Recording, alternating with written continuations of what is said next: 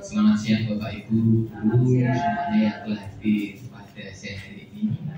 Saya pada kesempatan siang hari ini mengucapkan terima kasih atas kehadiran Bapak Ibu semuanya yang terkait agenda kami, sebenarnya agenda kami untuk calon guru penggerak semuanya nanti akan salah satu tugas awalnya, ini masih tugas awalnya Bapak Ibu, akan membuat aksi nyatanya di PMM.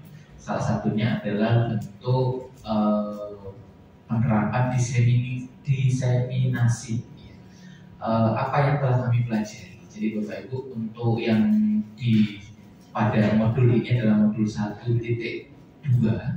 Untuk 1.1 lebih pada pemahaman untuk siswa dan sebagainya. Untuk 1.2 lebih kompleks lagi, guru dan siswa. Dan di sini saya akan mencoba untuk menyampaikan sekiranya apa yang sudah saya pelajari pada modul ini, yaitu budaya positif di sekolah.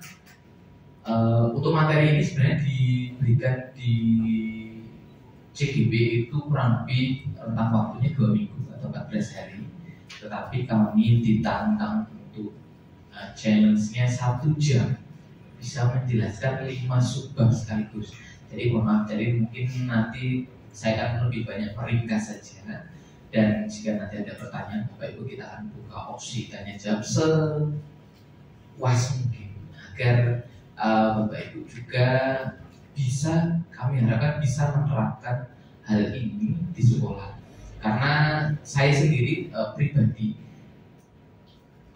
ini adalah materi yang pertama kali baru saya dengar, baru saya terapkan secara teori. Prakteknya mungkin sudah ada beberapa kali, tetapi masih konteksnya masih ada miskonsepsi. Sehingga setelah kami belajar ini, harapannya tidak ada miskonsepsi dan Bapak Ibu guru juga bisa melaksanakan ini baik di kelas maupun secara individu dengan murid, ataupun praktek langsung berada di sekolah. Mungkin itu yang saya sampaikan di sini adalah aksi nyata budaya positif di sekolah. Mohon izin saya berdiri di depan mawar di Bapak Ibu agar saya bisa ikut bergabung dengan Bapak Ibu. Saya izin berada di depan.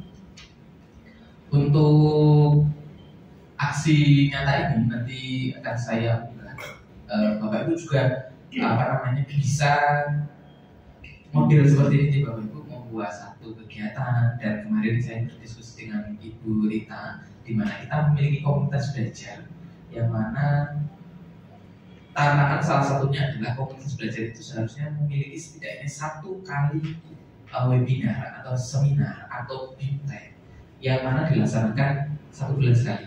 Pemateri ini siapa? Pemateri adalah kita semua bergantian, atau mungkin 1 jam atau 45 menit 1 JP pusat pemateri dan bergantian seterusnya, sehingga Bapak Ibu tidak hanya menjadi peserta tetapi bisa juga menjadi pemateri.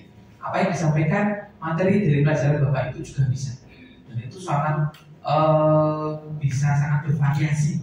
Mungkin saya sendiri mungkin ada menyampaikan materi tentang harta warisan. Mungkin saya sendiri belum tahu. Nah, dari materi Bu ini bisa juga di aksi nyata PMM, dan itu akan sangat membantu terutama untuk diri kita, mengembangkan diri kita. Untuk yang akan saya sampaikan di sini ada 5 sebenarnya. Semoga nanti cukup. Yang pertama adalah disiplin positif dan nilai-nilai kebajikan universal. Insya Allah Bapak Ibu sudah memahami ini.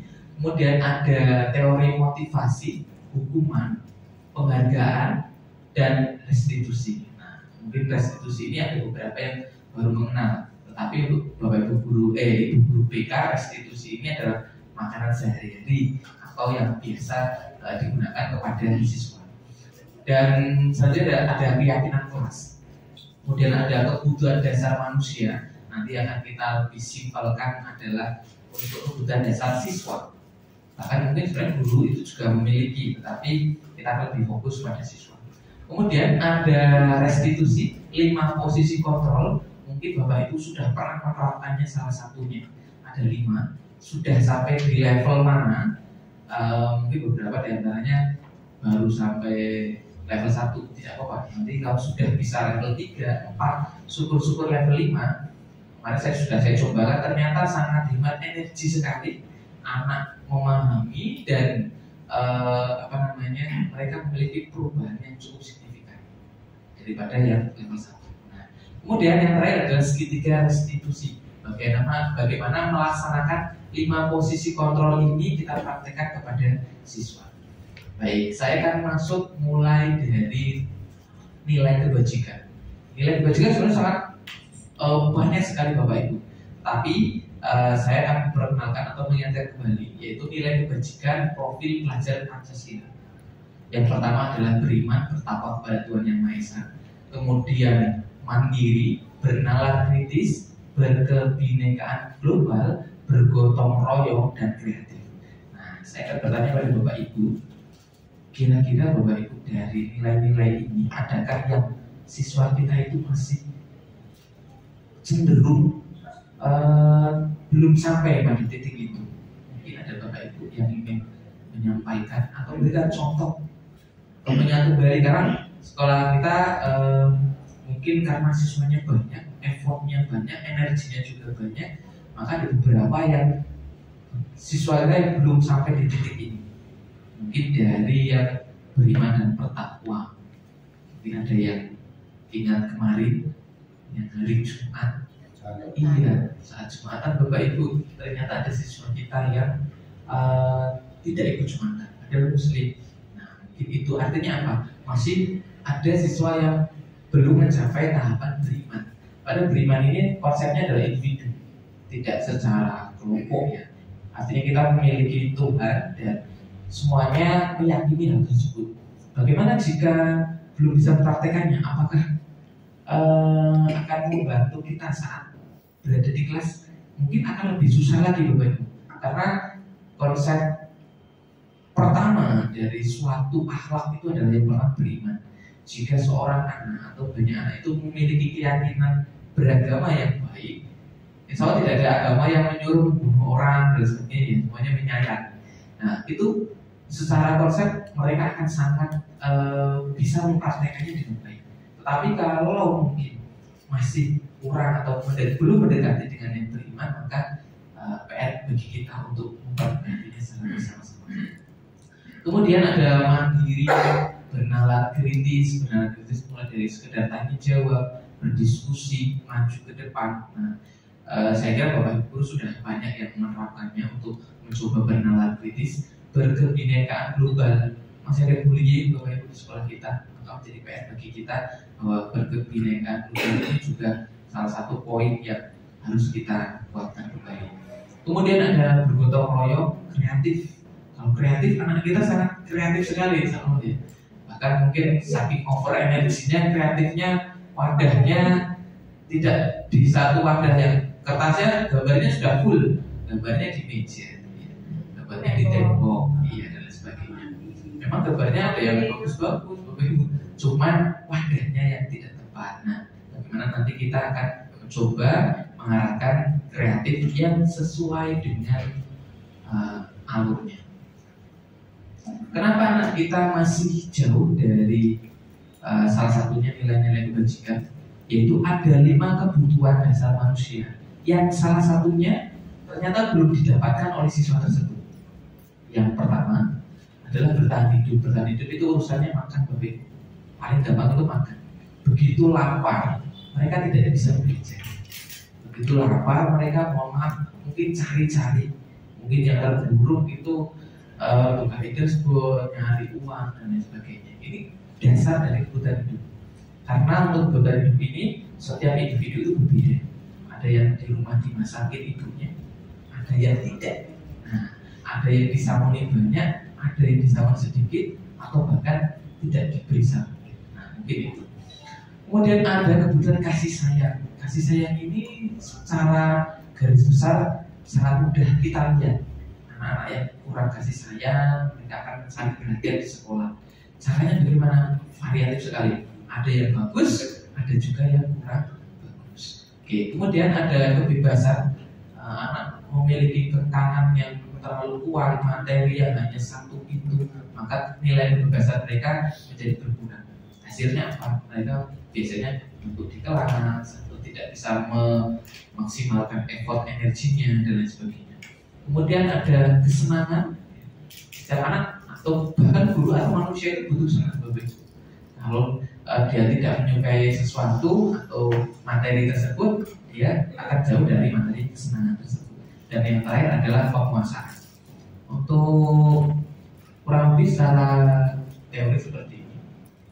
Nah, yang paling mudah kita debatkan sebenarnya adalah kesenangan. Siswa kita itu versi anak-anak yang sangat happy sekali, ketemu temannya saja sudah happy. Kemudian yang menjadi PR terutama adalah di sini biasanya adalah penguasaan. Anak ingin tampil di depan, anak ingin maju, anak ingin tampil terlihat oleh gurunya, tapi gurunya mungkin belum bisa memberikan jalan untuk dia maju bertanya dan sebagainya. Maka kebutuhan untuk penguasaan ini tidak didapatkan oleh anak tersebut. Bagaimana jika 5 kebutuhan ini tidak didapatkan? Mereka akan mencari hal-hal yang menurut mereka mencukupi untuk kebutuhan mereka. Bahkan beberapa yang berakhir dengan negatif. Nah, kalau kita bisa berikan 5 kebutuhan anak ini dengan baik, maka insya Allah mereka akan terhindar dari hal-hal yang negatif. Mungkin saya melihat sendiri kebutuhan kasih sayang. Anaknya Bu Lasri mungkin baru di kelas baru nih, tapi dia sudah bisa gandengan sama anak-anaknya. Ya, anak-anaknya percaya bisa curhat dengan dia dan lain sebagainya. Artinya anak-anak tersebut memiliki kebutuhan kasih sayang. Dan semua anak-anak baik laki-laki maupun perempuan. Kemudian saya akan lanjutkan dulu. Nah, untuk menghindarkan hal-hal yang kurang baik, maka Bapak Ibu guru terutama wali kelas atau guru mapel sebenarnya bisa membuat yang namanya keyakinan kelas. Bapak Ibu guru mungkin ada yang menyebutnya kontrak kelas atau kesepakatan kelas, mungkin ada. Tetapi bedanya dengan keyakinan kelas ini adalah keyakinan kelas ini sudah tidak menggunakan kata negatif.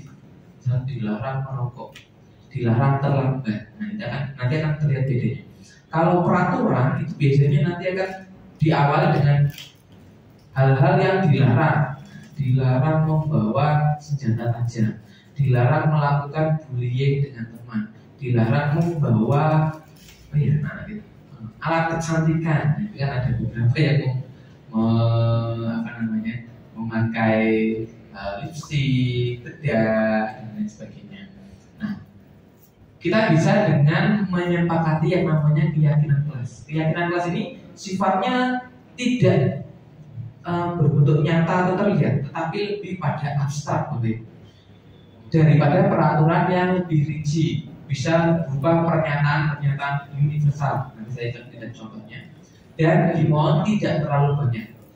Keyakinan kelas ini akan sangat bagus jika dimulai di saat anak tersebut pelajaran pertama atau pertemuan pertama dengan wali kelas. Sehingga pelajaran pertama wali kelas kita akan menyepakati yang namanya keyakinan kelas. Apa saja yang mungkin boleh dilakukan dan lain sebagainya. Kalau membuat kalimat abstrak mungkin anak-anak belum bisa Bapak Ibu. Makanya saya sudah coba mereka nanti akan terpaku pada peraturan dulu. Pak, dilarang terlambat. Ya, oke, dilarang terlambat. Kita akan ubah menjadi kalimat yang positif untuk menjadikan keyakinan kelas. Oh, disiplin Pak. Oh ya, berarti kita dalam satu kelas harus disiplin.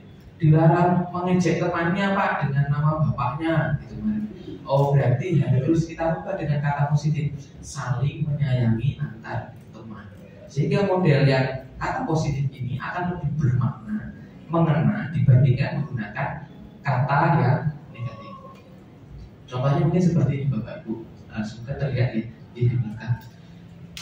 Beberapa kalimat ini sebenarnya sangat simpel, tetapi jika disepakati oleh satu kelas dulu itu nanti dipraktekkan dan diterapkan oleh guru maupun siswa di dalam kelas tersebut, maka kelas tersebut akan nyaman dan temannya bisa memberikan masukan jika ada yang melanggar. Saya berikan contoh di sini. Setiap anggota kelas perlu senang. Senang itu artinya apa? Jangan sampai ada bullying, jangan sampai ada tekanan, jangan sampai ada teman yang mengganggu teman lainnya. Sehingga jika ada terjadi hal tersebut, dikembalikan ke keyakinan kelas, yaitu setiap anggota kelas perlu senang. Itu salah satu contohnya. Ada lagi mungkin yang tugasnya agak susah, mungkin bisa diarahkan keyakinan kelas. Contohnya berkomitmen terhadap setiap tugas. Itu nanti jika ada yang ketinggalan tugas dan sebagainya, Bapak Ibu bisa mengingatkan. Ayo coba diingat, syukur-syukur dicetak di Bapak Ibu di tembok apa yang kita yakini kemarin, ya, yaitu berkomitmen terhadap tugas. Untuk yang selalu bersikap positif ini sangat fleksibel. Makanya di sini disebut dengan nilai kebajikan universal, bisa masuk ke area manapun. Contohnya bersikap positif itu ya misal datang tepat waktu. Jika tidak datang tepat waktu bagaimana? Bapak Ibu wali kelas atau guru itu bisa berikan masukan. Dengan cara seperti apa? Kita kembalikan keyakinan kelas. Nana atau Rudi, kalian dan teman-teman sudah menyepakati keyakinan kelas bahwa harus bersikap positif, jangan sampai melakukan hal yang negatif.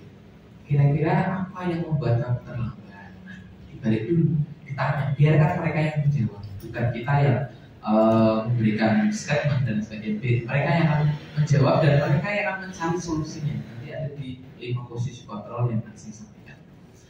Ada beberapa jenis, silahkan Bapak Ibu nanti bisa membuat secara mandiri. Untuk kemarin di CGP di lokakannya, hal ini bahkan prakteknya 2 jam Bapak Ibu sebenarnya.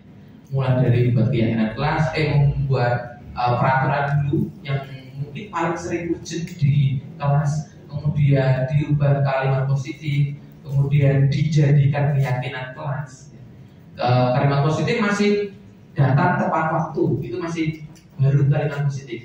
Tetapi jika sudah di universal, nilai kebajikan universal maka bisa masuk menjadi selalu bersikap positif dan lain sebagainya, menghormati teman dan lain sebagainya. Mungkin itu untuk yang contoh keyakinan kelas. Kemudian saya ada ice breaking mengenai teori kontrol Bapak Ibu. Bapak Ibu, saya minta salah satu di masing-masing meja itu memegang sesuatu yang mungkin menurut Bapak Ibu benar. Bebas apapun, kita coba ya. Sepasang satu orang yang memegang satu. Ya. Mungkin Bu Retno yang pegang. Dewi, Pak Sugeng pegang, mau Pak Sugeng kira-kira. Snack boleh, minuman boleh, ya boleh. Apapun yang sekiranya berarti. Bapak Ibu, nah sekarang saya kan berikan challenge. Kalau Bu Elis bisa dulu nih. Yang tidak memegang barang, saya akan beri challenge atau tantangan.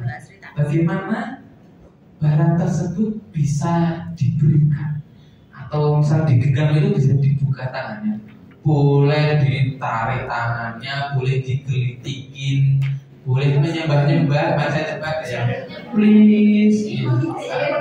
Ya, satu dipertahankan, satunya mencoba merayu bagaimana. Kira-kira biar dapat seperti apa?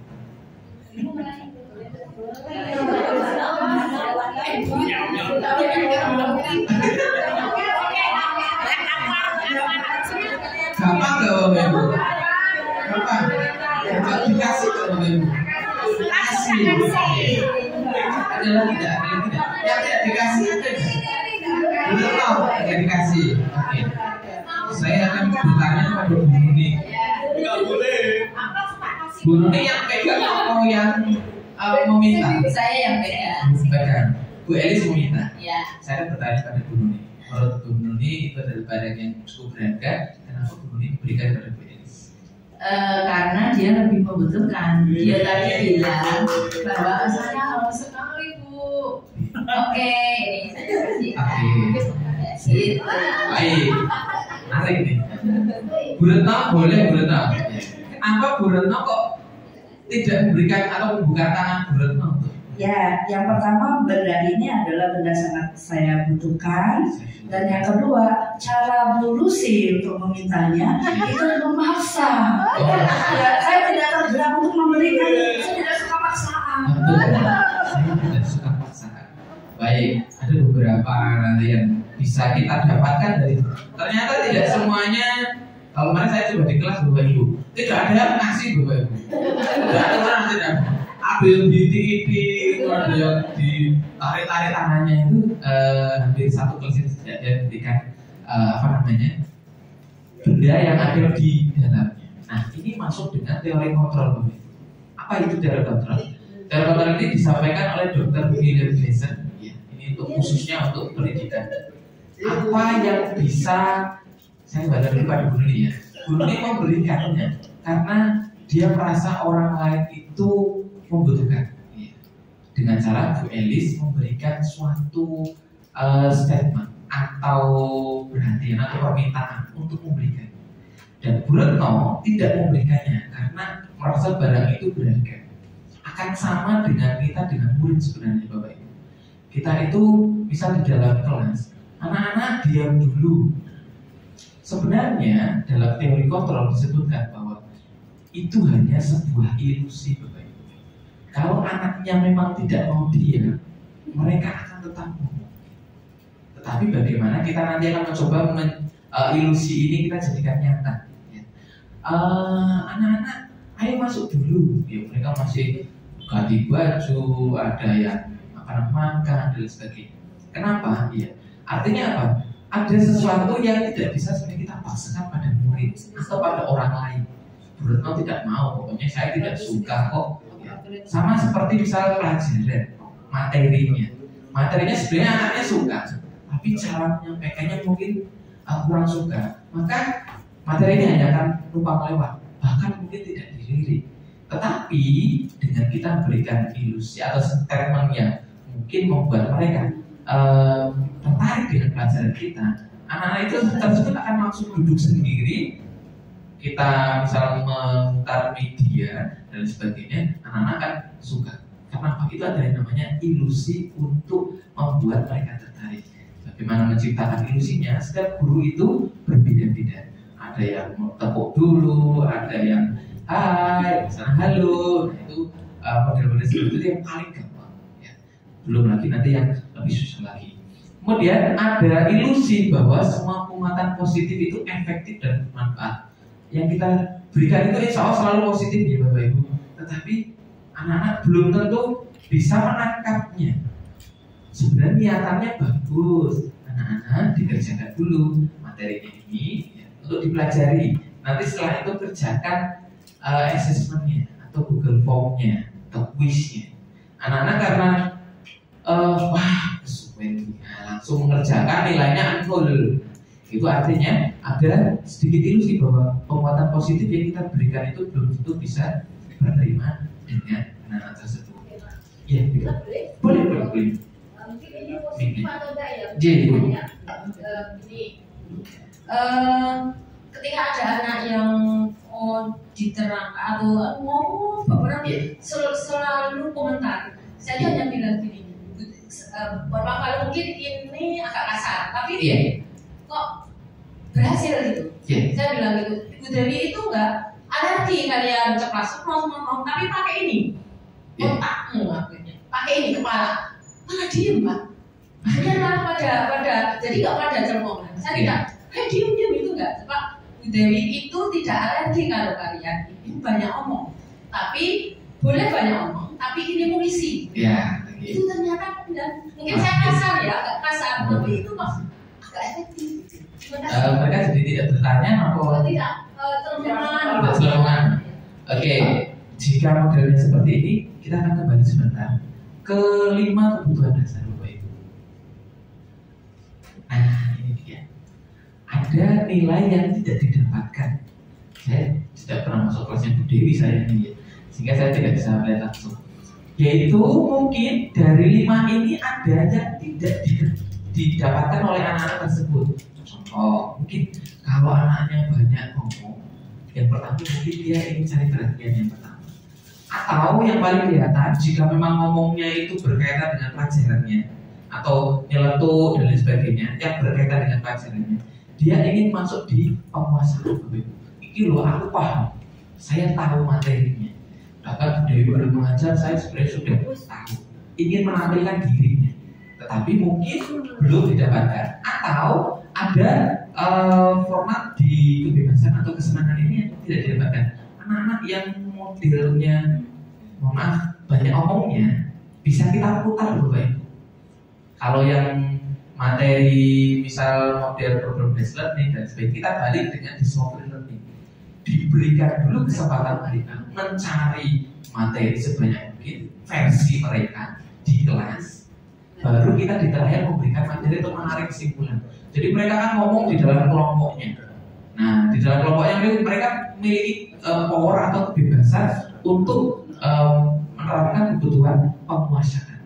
Kelompoknya 4 saja atau 5 saja, jadi 3-nya nanti bisa mendengarkan. Atau gantian ngomong, yang paling bagus kan saling memberikan diskusi, sehingga modelnya mungkin diberikan kesempatan agar mereka ngomong dulu.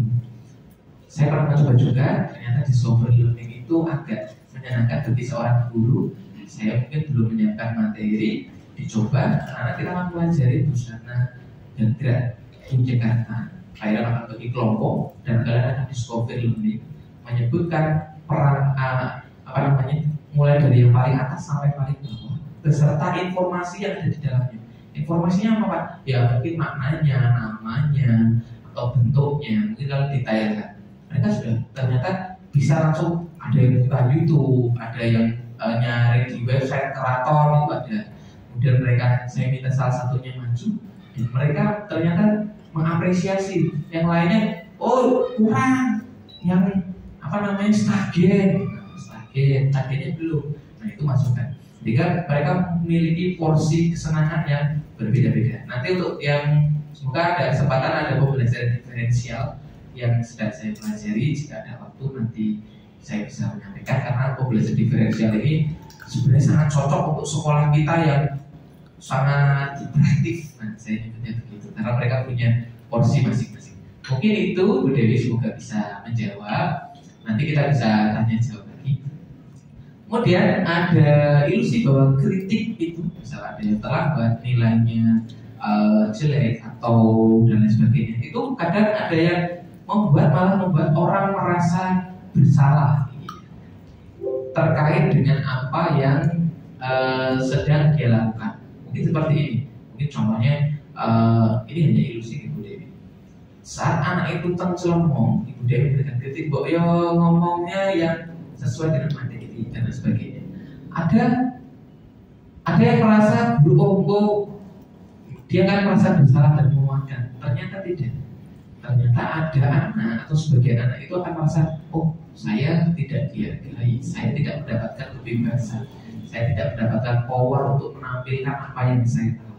Sehingga porsi ini separuhnya positif, separuhnya akan menjadi negatif. Nah kita akan coba untuk menghindari hal-hal yang negatif seperti ini.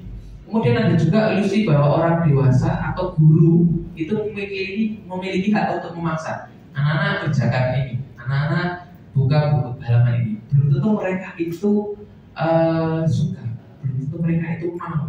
Tetapi Bapak Ibu guru merasa pasti muridku mau nih. Nah, ini namanya adalah ilusi. Nah, karena nanti untuk di pembelajaran diferensial, Bapak Ibu bisa berikan jenis media yang mereka sukai, yang mereka inginkan, mulai dari YouTube, website, ataupun tanya simbahnya. Saya berikan kesempatan untuk bahasa Kromo Gelabu itu bukan buka kamus online, tapi malah tanya simbahnya. Ya tidak apa-apa. Dia akan tetap mendapatkan assessment for learning, istilahnya untuk mendapatkan materi tidak ternilai di penilaian saya, tetapi dia mendapatkan ilmu yang untuk dia sendiri. Itu assessment for learning. Saya lanjutkan dulu. Nah, dari teori kontrol ini nanti akan menjadikan yang namanya disiplin. Ya, secara konteks disiplin, murid-murid kita atau bahkan rekan kita mungkin masih ada yang belum sampai titik ini. Padahal titik ini sudah disampaikan Kiai Jatiwantoro bahwa mardika iku jarwanyo nora mung lepasing pamrih ning uga kuwasa aman diri priyo. Artinya merdeka itu tidak hanya tidak diperintah oleh orang lain, tetapi kita perintah diri kita sendiri. Perintah diri.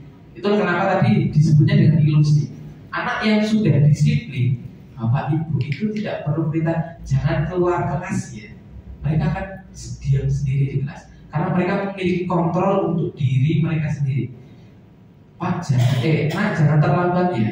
Kalau mereka memiliki kontrol sendiri, mereka begitu bangun, mandi, sholat subuh dan berangkat itu bisa. Tapi bapak ibu telepon dia, bangun misal, atau ayo berangkat, misal Budia Remadius jangan terlambat lagi. Sebenarnya itu hanya untuk membantu saja, karena kontrolnya tetap pada anaknya sendiri-sendiri. Itu untuk kaitannya dengan disiplin dan kontrol. Nah, ada beberapa yang teori kontrol ini dalam bukunya Restructuring School Discipline ada peneliti bernama Diana Gessen. Ada 3 motivasi. Motivasi kita itu yang pertama paling sering, yang paling bawah adalah hukuman Bapak Ibu. Berangkat pagi biar tidak dihukum Pak Indra, itu ada Bapak Ibu.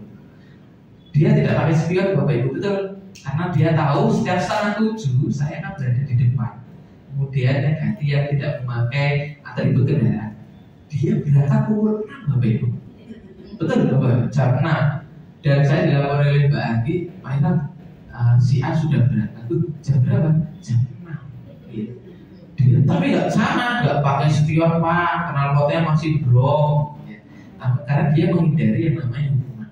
Hukuman ini mungkin secara kontrol ini yang paling bawah, karena mungkin nanti sit up atau dan sebagainya, hukuman itu akan dihindari oleh anak-anak.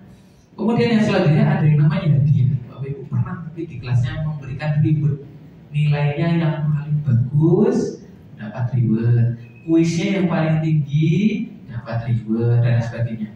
Ternyata untuk reward ini adalah jangka pendek saja Bapak Ibu. Begitu Bapak Ibu tidak memberikan sesi selanjutnya, tidak memberikan reward atau hadiah, mereka akan minta. Tetapi kalau tidak ada reward, passion mereka tidak setinggi saat ada reward. Saya pernah mencoba, nominalnya cuma 10.000 ya Bapak Ibu. Saya pakai kuisis. Anak-anak yang nilainya tertinggi akan mendapatkan 10.000 dari Pak Ida. Saya berikan waktu 5 menit untuk baca materi yang kemarin sebelum saya mulai belajar.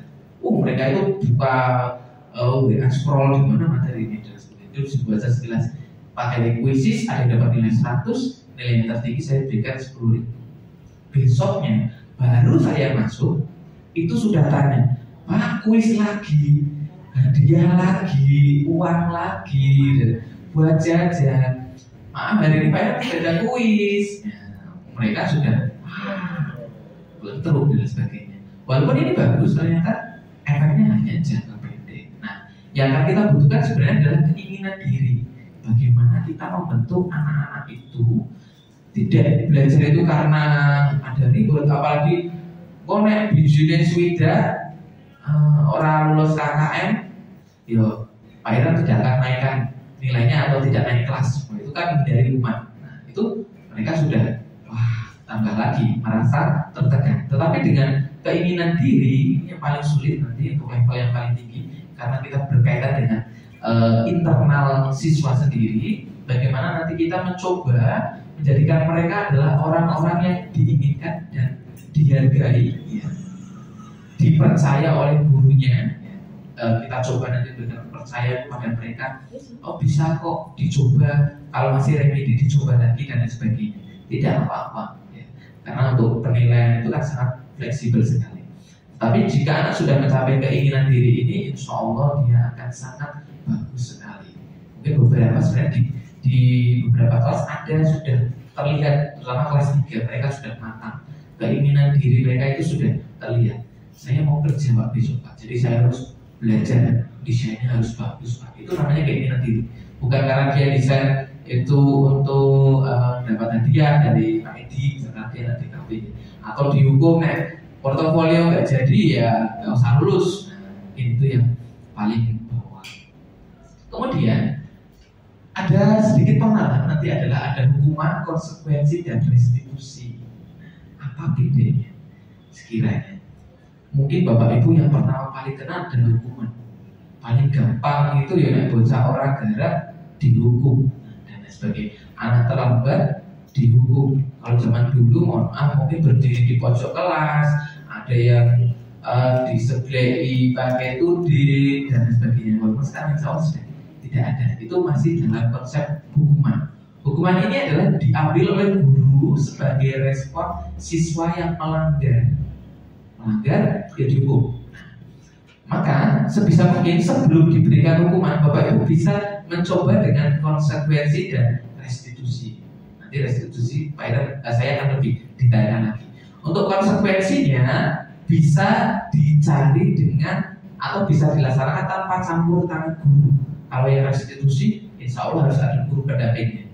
Contoh konsekuensi mungkin terlambat. Nah, si Remadius di 11 DKP mari terlambat 15 menit. Kemudian konsekuensinya apa?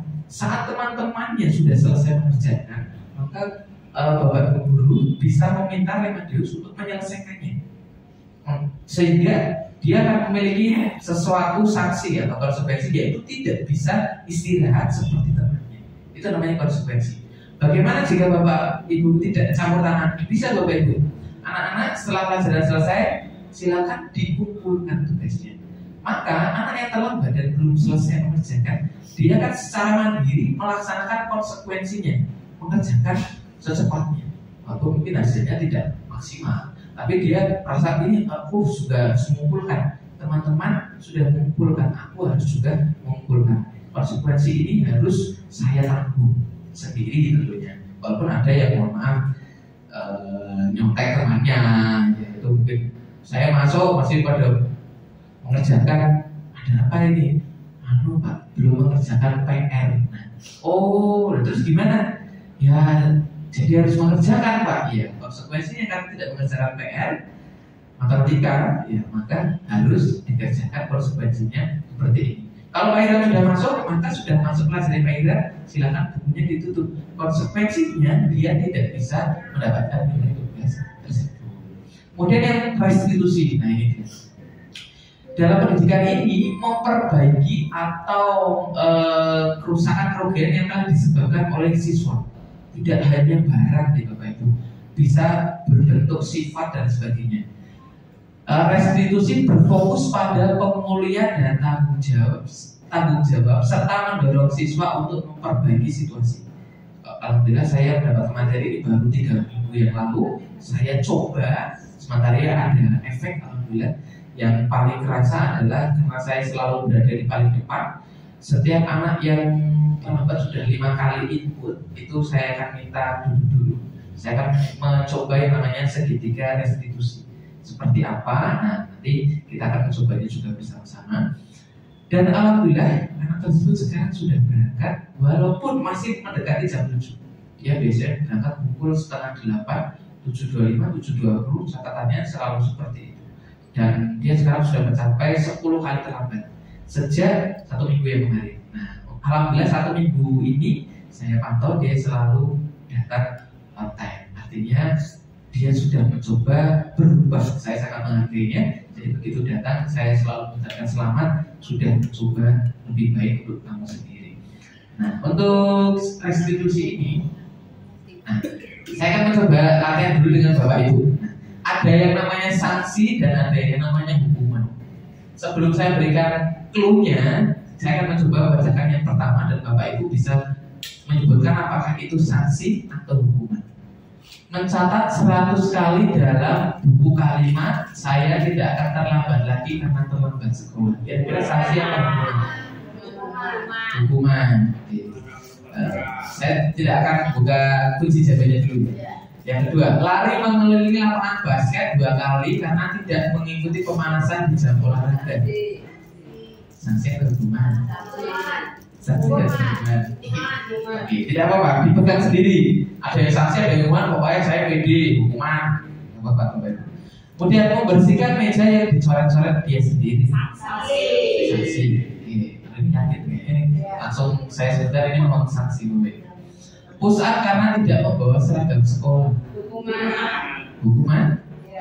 Apa sanksi? Oke, enggak apa-apa. Berjemur di lapangan basket pukul 12 siang karena mengobrol dengan teman di kelas. Hukuman. Kehilangan 10 menit jam istirahat untuk mengerjakan tugas karena terlambat datang dan tertinggal pelajaran 10 menit. Sanksi. Bapak Ibu sekilas sebenarnya sudah bisa bedakan apa itu sanksi dan hukuman. Sanksi itu selalu berkaitan dengan apa yang dia lakukan. Sedangkan hukuman itu tidak berkaitan dengan apa yang dia lakukan. Saya akan berikan contoh, membersihkan meja yang dicoret-coret. Nanti Bapak Ibu yakin ini sanksi. Dia mau mengerjakan sesuatu yang mungkin dianggap anak itu juga hukuman, tapi karena dia melakukan hal yang melanggar tersebut, itu namanya sanksi. Kemudian ada sanksi lagi yang tidak yakin, yang yakin ini yang paling bawah ya. Dia mendapat sanksi atau konsekuensi secara diri sendiri karena dia terlambat, maka wah aku harus mengerjakan ini jadi tidak bisa istirahat.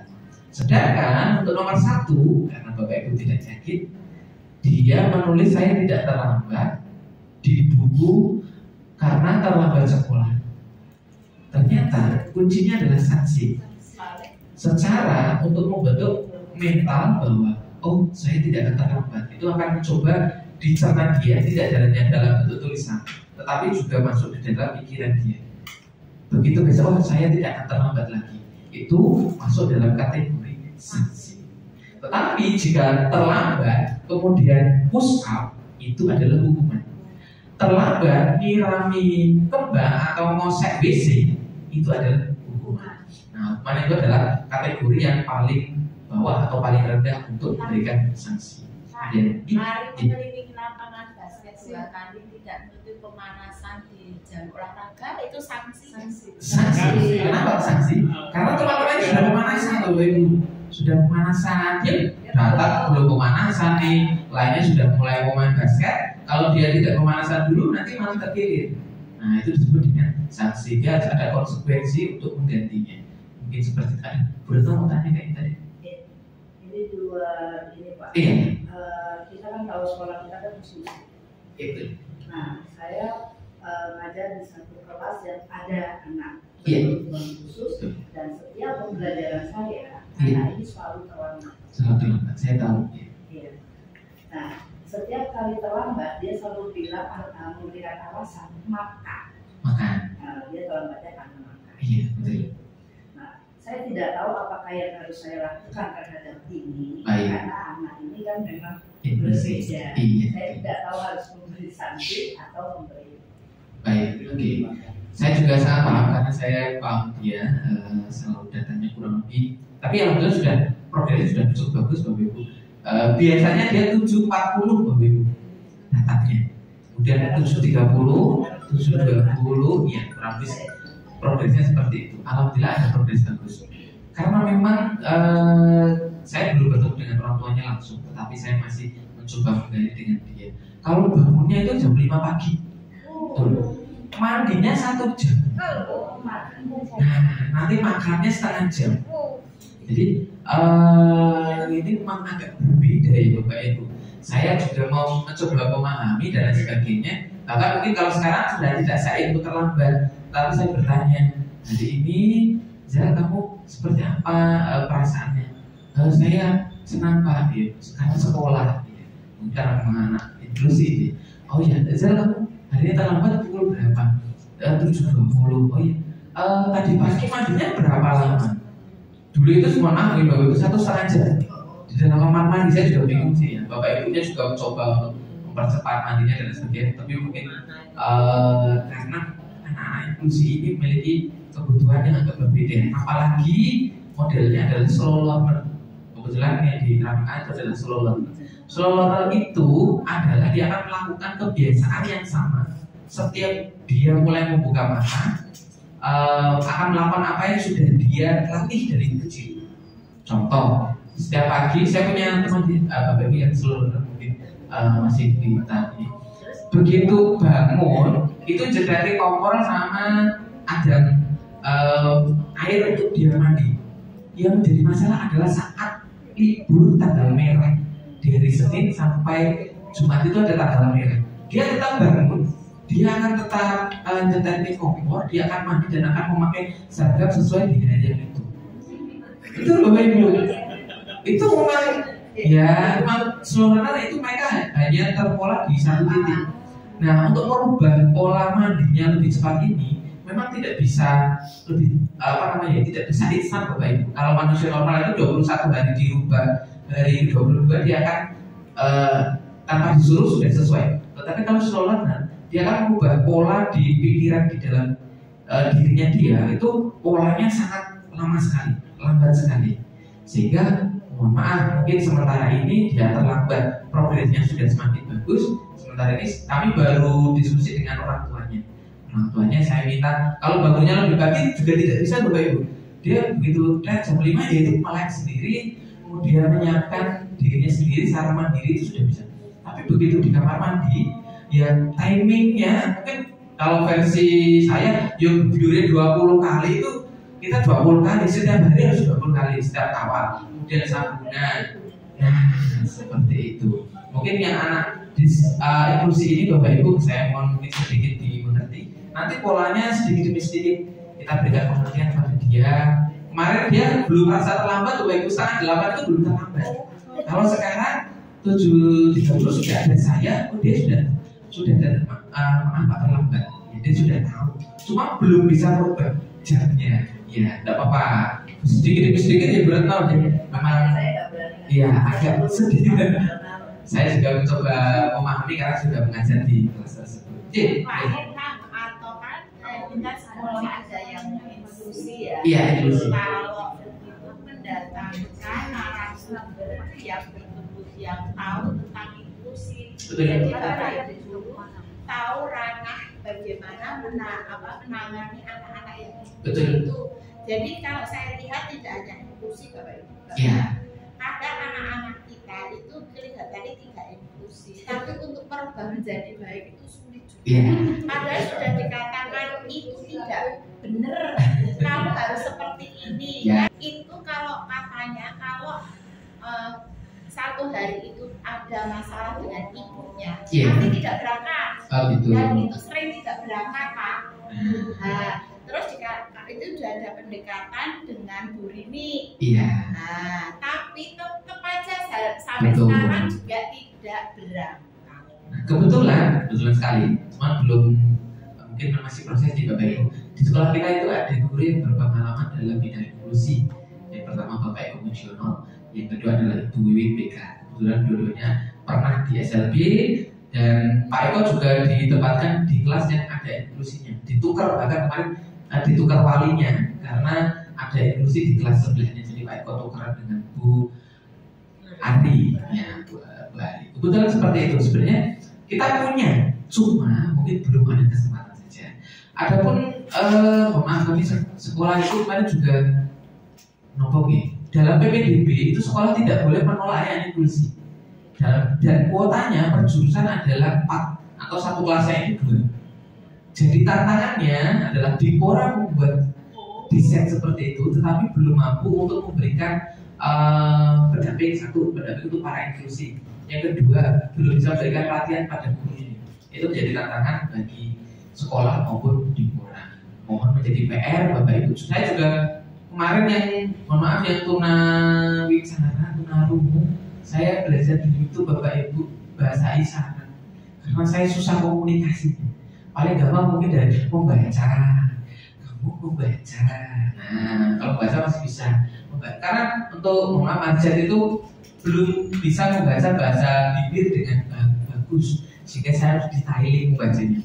Mengucapkannya pun harus bahasa Indonesia, karena kalau bahasa Jawa tidak nyambung sama sekali, sehingga harus ada bahasa ketik. Mungkin seperti itu. Tidak apa-apa Bapak Ibu, sekolah inklusi tantangan bagi kita sekaligus semoga menjadi ladang amal ibadah bagi kita sendiri. Saya akan lanjut dulu nih Bapak Ibu. Nah ini ada 5 posisi kontrol. Ada penghukum, pembuat rasa bersalah, teman, pemantau, dan manajer.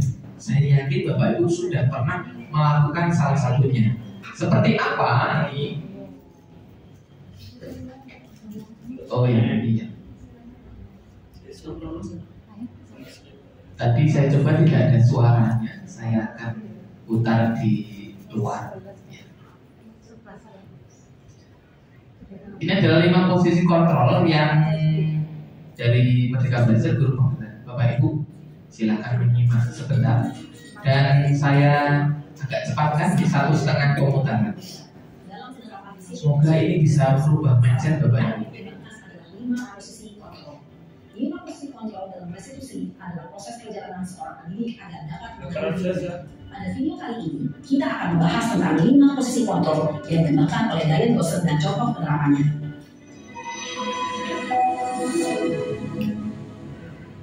Lima posisi kontrol itu adalah 1. Posisi penghukum, 2.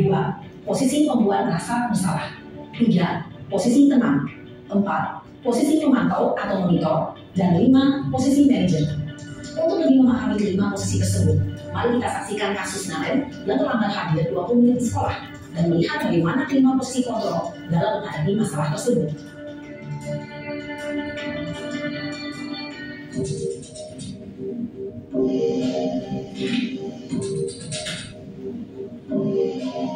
Nah, sini. Selamat pagi, Bu. Selalu terlambat. Kamu deh, pasti terlambat. Maaf, Bu. Saya... Apa? Apa coba? Alasan kamu apa lagi?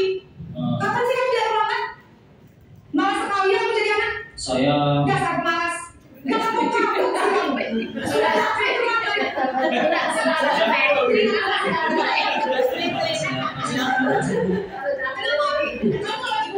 berani-beraninya jawab. Sudah terlambat, masih berani jawab pula. Sekarang, keliling lapangan basket 5 kali sekalian. Biar Posisi kedua adalah biasanya manajer.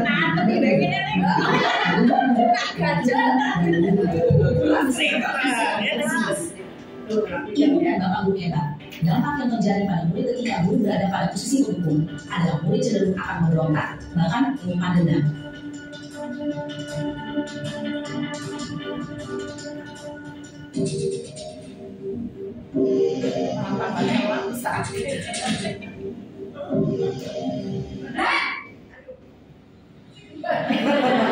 Selamat pagi, Bu. Naren, kamu kenapa terlambat lagi, nak? Ya Tuhan, Naren, kamu senang ya bikin ibu susah ya? Kalau kamu terlambat lagi, nanti ibu yang tegur bapak kepala sekolah, nak. Disahkan tidak sama anak kamu. Duh, gimana ini? Maaf, Bu. Duh, Gusti Naren, kamu suka ya kalau ibu tegur bapak kepala sekolah? Terus, sekarang ibu harus tulis apa ya ibu absen? Ini kamu sudah sering terlambat loh. Ibu harus apa coba? Maaf, Bu. Maaf sekali. Ya sudah, lain kali jangan bikin ibu susah lagi anak ya. Ibu tidak akan kuat lagi kalau kamu gini terus. Bisa jangan kalau ibu tegur bapak kepala sekolah. Maaf ya, Bu. Maaf sekali. Posisi pembuat rasa bersalah berbicara dengan nada tenang, cenderung lembut. Namun kata-kata yang diutarakan membuat murid merasa menjadi orang yang gagal, memandang buruk dirinya sendiri, merasa tidak berharga, dan tidak sanggup membahagiakan orang lain. Ketika guru mengambil posisi pembuat rasa bersalah, murid akan menganggap dirinya yang bersalah dan ia akan menyimpan emosi negatif tersebut di dalam dirinya.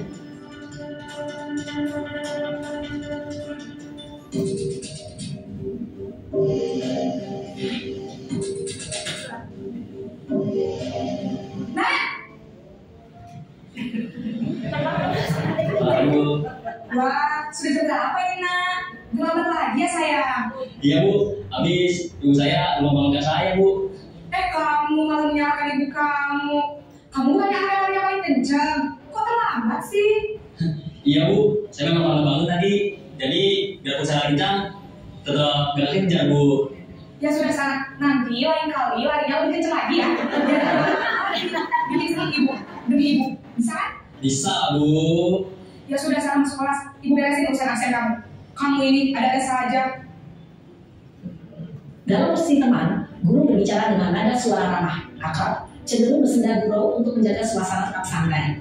Murid akan merasa senang, aman, dan akrab dengan guru. Identitas yang tercipta adalah identitas sukses atau berhasil. Namun, karena ini masih dorongan eksternal, maka ada faktor ketergantungan dari murid kepada orang tertentu. Di sini, guru absennya, sehingga dalam waktu, murid bisa berperilaku baik, namun hanya kepada orang-orang tertentu saja.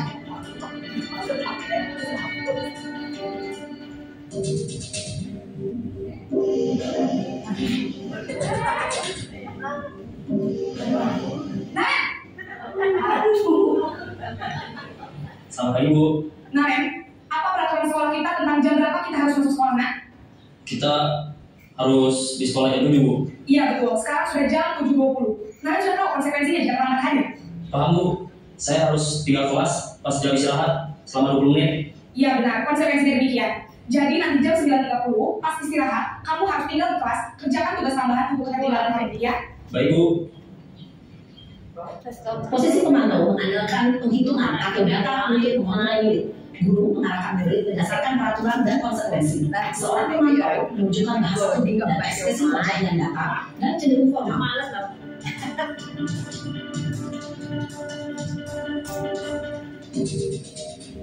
Nah, sulit Bapak Ibu.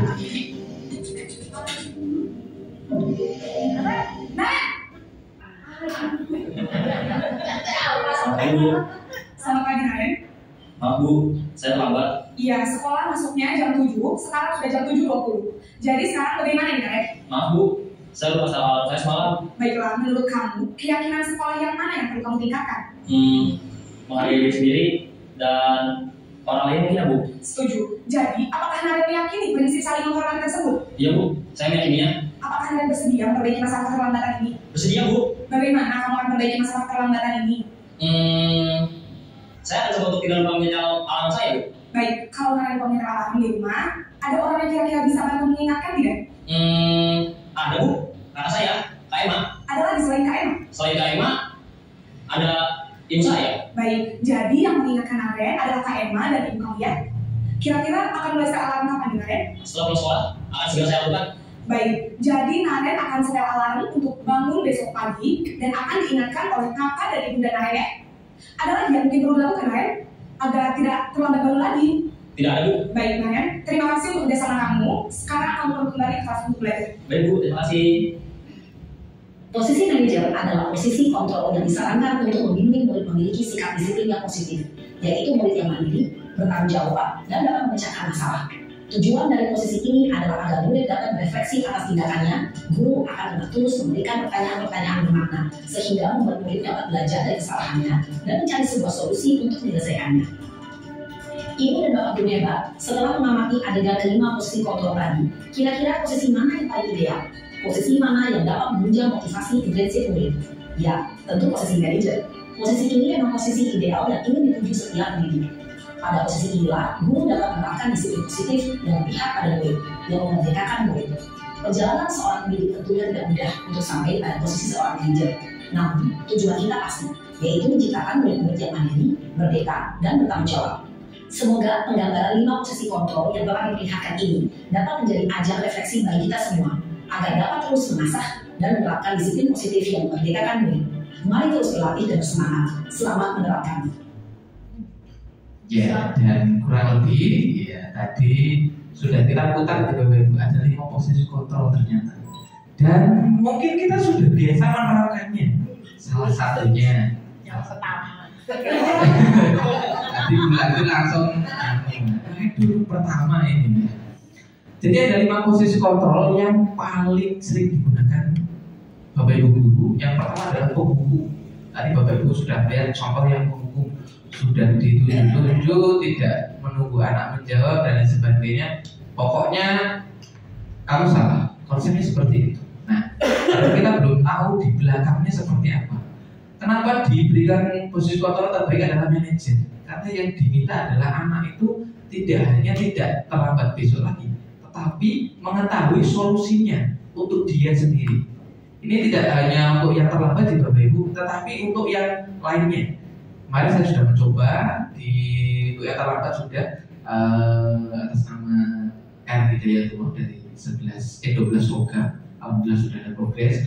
Kemudian kami juga ada sedikit masalah kemarin sampai di PK dan kami coba untuk menerapkan posisi kontrol manajer. Selain mereka ternyata tidak akan mencoba lagi hal yang melanggar tersebut, mereka juga tahu solusinya agar saya tidak merokok lagi gimana, oh makan permen Pak, oh iya berarti kamu sudah ada solusinya. Kemudian kira-kira baiknya apa merokok? Tidak ada Pak, ya kamu harus menguatkan kenapa tidak baik mengandung racun. Nah kita tidak banyak yang menyiapkan statementnya, tapi anak-anak yang menyiapkan statementnya sendiri. Kalau hal ini sebenarnya sudah paling sering saya lihat di Bu Nuni itu ketika ada yang bermasalah, Bu Nuni itu modelnya bertanya dan anak memberikan statementnya, sehingga dia memiliki pengembangan diri yang lebih baik yang secara intrinsik tadi, intrinsik itu dari dalam. Itu untuk yang motivasi. Kurang lebih ini untuk yang murid. Nah tadi sudah disampaikan contoh nantinya. Mulai dari dampaknya, paling kelihatan di dampaknya. Mengulangi kesalahan berulang kali. Kalau sudah dihukum, paling konsit paling konkus dan sebagainya. Tetapi dia tidak tahu maknanya bagaimana, kenapa kok dia terlambat, apa bagusnya tidak terlambat dan sebagainya. Maka di sana yang paling kocak adalah mengevaluasi menjadi diri yang lebih baik. Oh ternyata tidak terlambat itu sangat bagus untuk saya. Saya bisa ikut literasi, saya bisa sarapan dulu dan lain sebagainya. Kemudian kita akan coba setelah kita tadi belajar di Bapak Ibu, ada statement seperti ini. Saya kecewa sekali dengan kamu. Nah, dari 5 posisi kontrol kira-kira yang diucapkan guru tersebut kategori yang mana Bapak Ibu? Membuat orang merasa bersalah. Iya betul sekali. Saya kecewa sekali dengan kamu. Anak akan merasa kecewa. Aku membuat Bairan kecewa. Saya tidak percaya diri lagi dan sebagainya. Kemudian kita coba lagi Bapak Ibu. Ibu kejar aku karena ibu guru sayang aku. Dari 5 kebutuhan dasar siswa, kira-kira apa yang dia butuhkan sebenarnya? Kira-kira yang mana nih? Kesenangan atau cinta kasih sayang atau penguasaan? Mulai bisa di 3 sisi ini. Tetapi bisa kita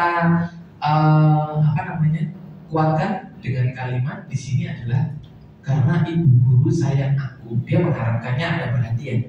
Maka kategorinya bisa dikatakan adalah cinta dan kasih sayang yang tidak didapatkan oleh siswa tersebut. Kita ambil contoh lagi. Pak Edi saya bosan Pak Edi belajar di dalam kelas terus. Kira-kira seperti apa yang diinginkan yang kurang? Kesenangan atau kebebasan? Kalau kesenangan dia sudah senang sebenarnya mewarnai, tetapi dia belum mendapatkan kebebasan untuk mendapatkan tempat yang mungkin dia sukai. Pak saya mewarnainya di lapangan ya Pak, biar gambar lapangannya lebih real dan sebagainya. Itu namanya untuk posisi kebutuhan besar yaitu kebebasan. Yang terakhir, aku hebat kan bisa bikin ibu guru kejar aku, bisa membuat bu guru bertanya sama saya, bisa membuat bu guru kepo dengan saya. Iya betul, pengusahaan dia membutuhkan saya ini loh, ini aku, saya butuh. Ini tidak hanya untuk murid Bapak Ibu guru juga memiliki porsi seperti ini juga. 5 kebutuhan dasar itu berlaku untuk manusia yang sudah memiliki perasaan sampai yang hampir meninggal itu masih memiliki 5 kebutuhan dasar tersebut. Kemudian saya akan lanjutkan dulu yang restitusi. Tadi saya sudah berikan contoh yang segitiga restitusi. Kuncinya adalah bagaimana kita memperbaiki siswa dan siswa itu merasa bisa mengevaluasi diri mereka sendiri. Karena motivasinya adalah intrinsik. Oh ya ini saya putarkan lagi penerapan segitiga restitusi. Maaf ini karena ternyata diputar di Canva tidak ada suaranya. Saya putar. Mirip dengan yang tadi Bapak Ibu ini ada contohnya, jadi sangat menyenangkan sekali. Dan ini sudah saya coba terapkan. Pada video kali ini kita akan membahas tentang salah satu program disiplin positif yang diterapkan di lingkungan sekolah yang dikenal dengan nama restitusi.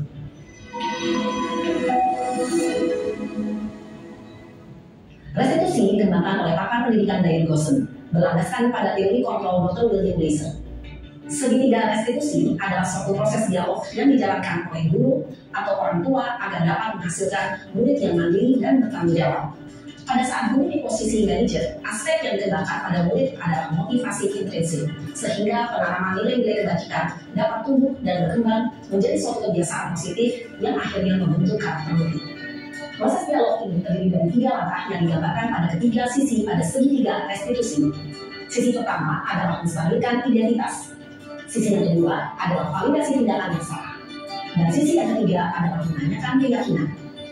Ibu dan Bapak Guru, berikut ini akan ditunjukkan bagaimana seorang guru berada dalam posisi manajer menggunakan penerapan segitiga restitusi.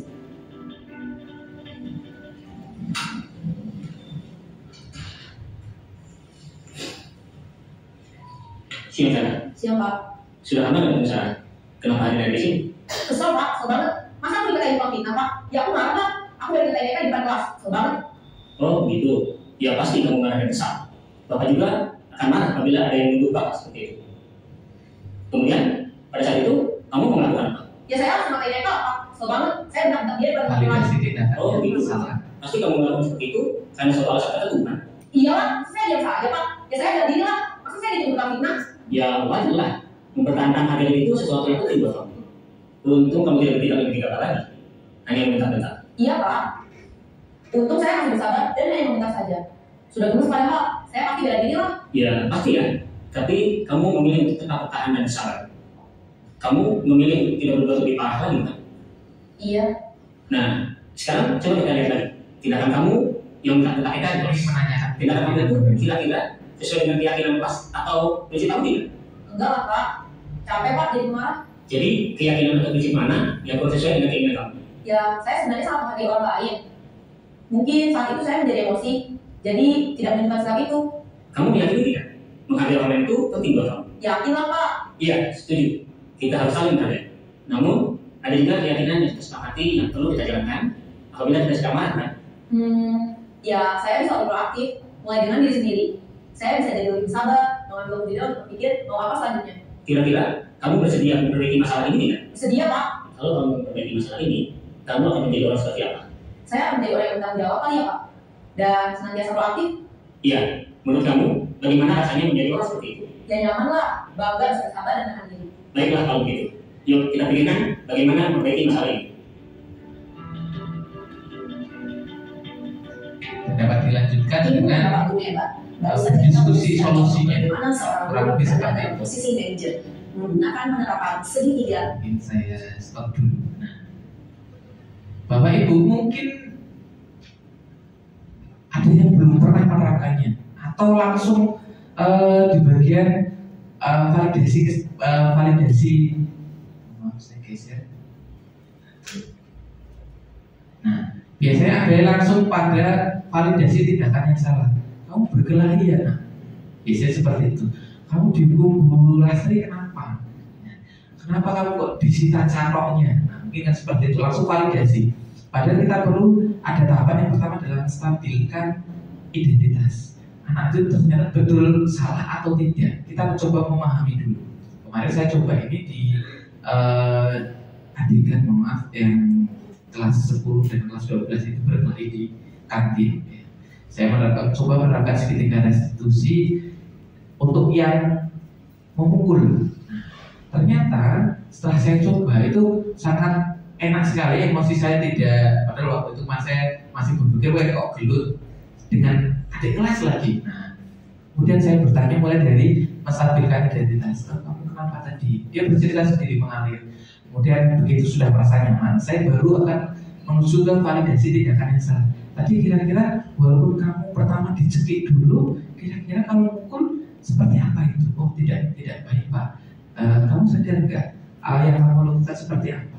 Iya Pak, ternyata pukulan saya ya sampai geletak ya istilahnya. Kemudian baru saya menanyakan kira-kira apa yang kamu melanggar prinsip kamu sendiri apa? Ya saya tadi melanggar emosi saya sendiri, tidak bisa menahan Pak. Kemudian sehingga saya menjadi memukul dan lain sebagainya. Jika hal ini sudah dilakukan Bapak Ibu tinggal melanjutkan dengan solusinya. Kira-kira solusinya seperti apa? Pak, nanti saya akan minta maaf sama anaknya. Salah ataupun tidak salah, saya akan minta maaf dulu Pak sama anaknya. Oh ya kira-kira selanjutnya seperti apa? saya akan belajar menahan emosi lagi Pak, agar nanti tidak terjadi hal yang diinginkan seperti itu dan lain sebagainya. Dan alhamdulillah dua anak tersebut berdamai, tidak ada yang urusannya panjang. Ini segitiga restitusi ini Bapak Ibu bisa coba ya, mulai dari menstabilkan identitas. Biasanya anak-anak merasa salah saya, kalau sudah putus itu sudah merasa salah. Yang agak susah adalah anak-anak itu belum merasa salah. Nah biasanya di sini kita coba memahami dulu, kenapa kamu bawa catok ya, Pak, saya biar teman-teman itu cantik Pak, saya juga pengen cantik. Oh iya, memang kalau wanita itu biasanya pengen cantik dan sebagainya. Tidak lupa kita mengikuti dulu rule-nya dia. Begitu sudah bisa mengikuti rule-nya, anak-anak itu akan terbuka sendiri. Secara konsep dia akan mencoba berdiskusi dan masuk pada bagian yaitu validasi tindakan yang salah. Kira-kira bawa alat kecantikan boleh nggak? Boleh Pak. Oh ya Pak. Oh ya boleh. Kalau catokannya kenapa kok kamu diminta? Tadi catokannya waktu Bu Lasri ngajar saya catokan. Nah, baru di tahap ini kita memberikan konsep yaitu keyakinan kelas. Jika belum membuat keyakinan kelas, Bapak Ibu bisa melemparkan ke kebijakan universal. Kira-kira melanggar apa yang kamu tidak sesuai? Oh, saya mungkin tidak disiplin. Sebenarnya anak-anak sudah punya paham pola pikir baik seperti ini sudah ada. Cuman mereka kadang tertutup karena emosi dan lain sebagainya. Makanya kita buka dulu dengan tenang, ajak mereka diskusi sampai di bagian akhir mungkin baik jika kamu sudah paham apa yang mungkin kamu langgar, kira-kira besok bawa catok lagi tidak? Atau catokan lagi saat pelajaran tidak? Nah, tidak Pak, saya tidak akan catokan saat pelajaran, saya simpan saja.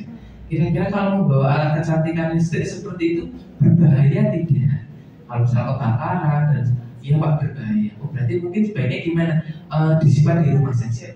Nah, titik ini nanti dia akan memberikan evaluasi pada mereka sendiri, bukan kita yang mengarahkan. Pokoknya besok kamu jangan bawa catok. Iya. Mereka hanya paham, wah aku nggak boleh bawa catok. Nah, tanpa mengetahui kebaikannya, catokan itu baiknya apa. Cuma mereka tidak tahu waktunya, tidak tahu bahayanya juga. Nah, mungkin itu Bapak Ibu juga bisa menerapkan segitiga restitusi seperti ini sampai nanti pada tahapan itu konsekuensinya.